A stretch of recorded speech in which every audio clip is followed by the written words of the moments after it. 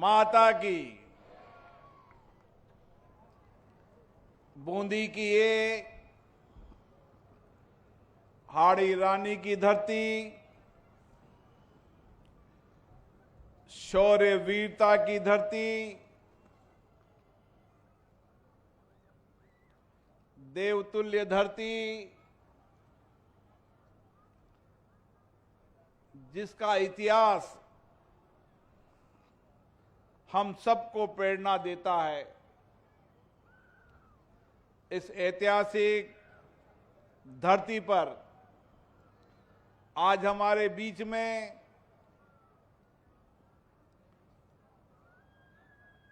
भोले बाबा महाराज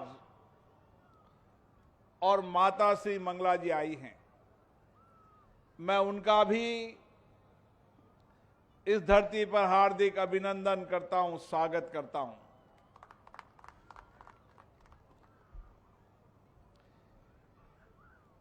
माता मंगला जी एक दयालु, करुणा, स्नेह भाव, वात्सल्य की मूर्ति है, जिन्होंने हंस फाउंडेशन के माध्यम से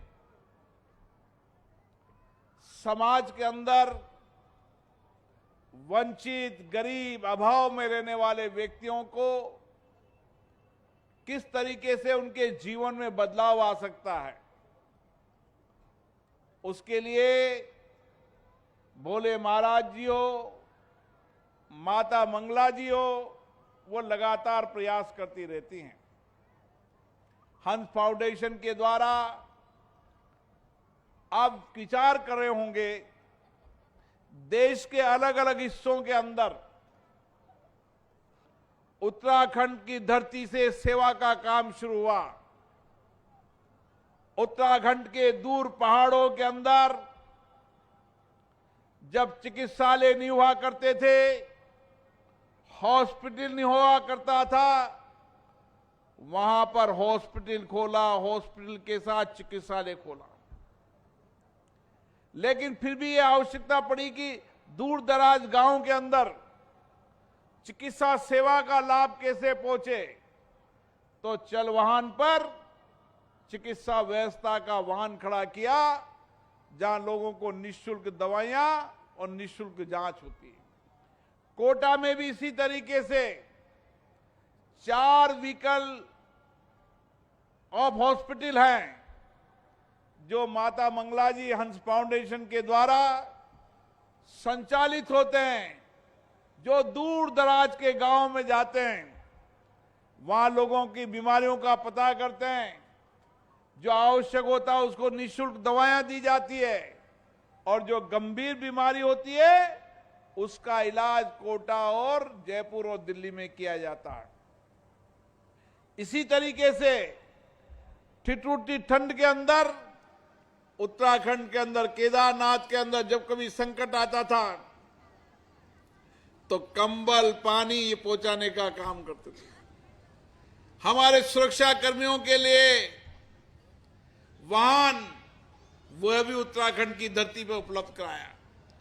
और देश के अलग अलग राज्यों के अंदर, जिन राज्यों के अंदर चिकित्सालय की आवश्यकता है, चिकित्सालय, अन्न भंडार की आवश्यकता, अन्न भंडार, जहां आंखों के ऑपरेशन की आवश्यकता, आंखों का ऑपरेशन, और अभी अभी माघ कुंभ के अंदर जहां देश के करोड़ों श्रद्धालु आए थे, वहां पर 10 लाख लोगों को चश्मा और कई लाखों लोगों का इलाज कराने का काम वहां पर उस सेवा करने का माध्यम देखिए। दूर दराज के अंदर जो पूर्वी क्षेत्र है, अरुणाचल है, असम है, जहां पर लोगों की शादियां कम होती थी, 7-7, 10-10 हजार शादियां एक स्थान पर कराने का काम भी किया।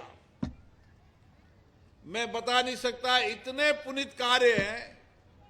गरीब छोटा बच्चा अगर बीमार पड़ जाए और उसके लिए इलाज का धन नहीं हो, तो उसका हार्ट का ऑपरेशन कराना हो, गंभीर बीमारी का इलाज कराना हो, वो निःशुल्क चिकित्सालय शुरू हो रहे हैं। मथुरा से लेकर, उत्तराखंड से लेकर, शिमला से लेकर अलग अलग राज्यों के अंदर जो भी सेवा का काम हो सकता है, वो सेवा का पुनीत कार्य माता जी करती है। और इसीलिए मेरा भी माता जी से संपर्क हुआ। मैंने माता जी से कहा कि मैंने हॉस्पिटल में मैं गया था तो 15 बच्चे एक साथ मरे थे। मैं उनके घर पे गया तो मैंने घर पे देखा कि इन महिलाओं का वजन कम था। घर के अंदर गया तो वहां पर खाने का भोजन पूरा नहीं था। तो मेरे मन में विचार आया कि एक महिला के घर में खाने का भोजन नहीं, वजन नहीं, फिर रोज काम पर जाना, और माता बहनों में हमेशा वात्सल्य होता है, प्रेम होता है, समर्पण होता है। वो जो कुछ भी कमा के लाती उसका भोजन बनता तो पहले पति के लिए, फिर बच्चे के लिए, और बचे तो खुद के लिए। ऐसी हालात के अंदर जब मां गर्भवती होती है तो गर्भवती महिला को जब पूरा पोषण नहीं मिलेगा तो गर्भवती महिला स्वस्थ नहीं होगी, और गर्भवती महिला स्वस्थ नहीं होगी तो बच्चा भी स्वस्थ नहीं होगा। ये विचार जब मैंने उनको बताया तो उन्होंने कहा ये सबसे अच्छा विचार है। और मुझे आज खुशी है कि हजारों महिलाओं को इस पोषण किट के माध्यम से जो हमने नारा दिया था, मां भी स्वस्थ रहेगी, होने वाला बच्चा भी स्वस्थ होगा। और आज मेरा विश्वास है जितनी भी महिलाओं को ये पोषण किट दिया गया, मेडिकल जांच हुई, 100% महिलाएं स्वस्थ रही और 100% बच्चा स्वस्थ रहा। और ये अभियान अभी चालू रहेगा जब तक हम 100% मां को स्वस्थ और 100% बच्चे को स्वस्थ नहीं कर लेंगे। ये सुपोषित मां का अभियान चालू रहेगा। और हमारा लक्ष्य, हमारा संकल्प है कि देश में हमारे प्रधानमंत्री जी ने कहा है कि मां को पोषण पूरा मिलना चाहिए, और उस पोषण को और उस पौष्टिक आहार को पूर्ण करने के अंदर जन सहयोग की आवश्यकता है। और ये जन सहयोग के माध्यम से आज बूंदी के अंदर जिसका द्वितीय चरण शुरू हो रहा है, और हमारा विश्वास है कि दूर दराज के गांवों के अंदर जो अभाव में वंचित हैं, गरीब हैं, जिनको पूरा पोषण नहीं मिलता है, पूरा भोजन नहीं मिलता है, हमारा कार्यकर्ता जाएगा और ऐसी महिलाओं को, गर्भवती महिलाओं को पोषण भी दिया जाएगा। और हर महीने उनकी मेडिकल जांच होगी, और मेडिकल जांच में जो दवाइयां या और सप्लीमेंट्री की आवश्यकता होगी, ब्लड की आवश्यकता होगी, उसकी सारी आवश्यकताओं को पूरी करेंगे ताकि आने वाले समय में हर मां स्वस्थ रहे, हर बच्चा स्वस्थ रहे। और इतना ही नहीं, ये जो मेडिकल वाहन है जो गांव-गांव में जा रहा है, जो लाखों लोगों की जांच कर रहा है, वो मेडिकल वाहन भी जाएगा और उन महिलाओं की जांच उसी गांव में करेगा ताकि उसकी गांव के अंदर जो कमी आई उसका सप्लीमेंट्री और उसकी मेडिकल की जांच के बाद उसकी जो आवश्यकता होगी पूरी करने का काम करेगा। हमारा मानना है कि समाज में मां हमारे लिए सबसे सम्मान है। मां ने हमें पैदा किया है, मां वात्सल्य है, मां हमारे लिए समर्पण सेवा का काम करती है। और इसीलिए जब देश के अंदर हमारी माताओं को सशक्त करेंगे, जब माताओं को आत्मनिर्भर बनाएंगे, तो आत्मनिर्भर मां एक आत्मनिर्भर भारत का निर्माण करेंगे। और इसीलिए आज बदलती परिस्थितियों के अंदर हमारी माता बहनें कई छोटे छोटे नवाचार कर रही है। छोटे छोटे सेल्फ हेल्प ग्रुप के माध्यम से छोटा छोटे काम कर रही है, जिनके प्रोडक्ट आज भारत में भी बिकते हैं, भारत के बाहर भी बिकते हैं। ये परिवर्तन का युग है। आने वाले समय के अंदर बूंदी जिले के हर गांव के अंदर जो हमारी महिलाएं हैं, जो सेल्फ हेल्प ग्रुप से जुड़ी हुई है, उन महिलाओं को गांव में कैसा काम मिल सकता है, ताकि गांव में रहकर वो छोटे रोजगार कर छोटे अपने हाथ के उत्पाद बनाकर उसको राजस्थान के लेवल पर, देश के लेवल पर उनको उत्पादन और मार्केटिंग करने का काम हमारी कई संस्थाओं से हमने कहा है कि वो करने का काम करें। क्योंकि हमारी माताओं के हाथ में कला होती है, उनकी कला, उनके हाथ का हुनर, उनके कार्य की कुशलता अद्भुत होती है और उसी कार्य कुशलता का लाभ देश को आत्मनिर्भर बनाने की ओर लेके जाएगा। और जब तक हमारी महिलाएं आत्मनिर्भर नहीं होगी, जब तक हम आत्मनिर्भर भारत का निर्माण नहीं कर सकते।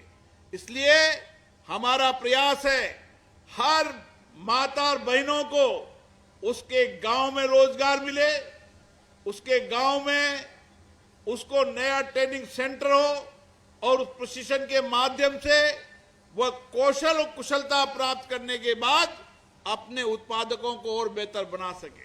और इसी के साथ साथ हमारी तमाम इलाके के अंदर जो माता बहनें हैं जो स्वस्थ नहीं है, उनके स्वास्थ्य की जांच करने के बाद उनको जहां भी उनका इलाज की आवश्यकता हो, चाहे कोटा हो, बूंदी हो, जयपुर हो, दिल्ली हो, हर जगह उनका इलाज कराया जाएगा। और उसके बाद माताजी ने कहा कि होने के बाद जो बेटा या बेटी जो भी पैदा होती है, ऐसी बेटे बेटियों को भी हम वेलकम करें और वेलकम करने के साथ उनको आने वाले 3-4 महीने तक वह बेटे बेटी कैसे स्वस्थ रह सकती है उसकी भी कार्य योजना बनाएं, ताकि 3 महीने तक उसकी जो भी पोषण और जो भी इलाज की आवश्यकता है।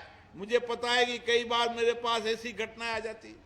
एक दिन मैं जन सुनवाई कर रहा था तो एक महिला के पति आए कि हमारे घर में पैदा हुआ है बेटा और 1 दिन का है, उसकी हार्ट की प्रॉब्लम डॉक्टर ने बताई।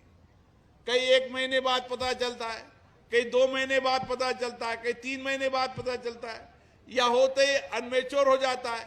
ऐसे कई सारी बीमारियों के साथ बच्चे की बीमारियां भी होती है और इसलिए उन बच्चों या बेटियों को भी स्वस्थ रखें।